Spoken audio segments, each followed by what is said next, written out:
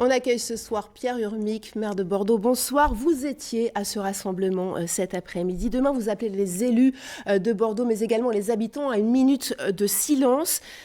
Ces moments de communion, c'est la réponse face à la menace terroriste? Oui, c'est au moins le premier devoir que nous avons, d'être solidaires. Et moi, je tenais, en tant que premier magistrat de la ville, d'être au milieu des Bordelaises et des Bordelais cet après-midi, d'abord pour manifester le soutien de la ville de Bordeaux au corps professoral, au corps enseignant, et également pour manifester notre solidarité et notre effroi, notre indignation face à ce qui vient de se passer.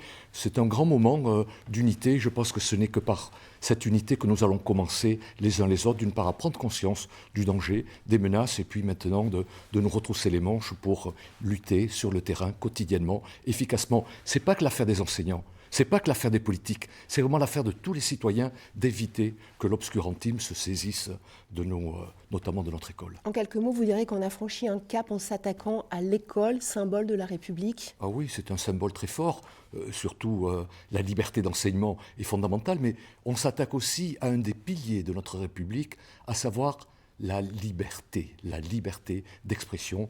Il faut bien se dire que c'est ça qui est en jeu, c'est ça qui nécessite plus que jamais notre mobilisation à toutes et à tous.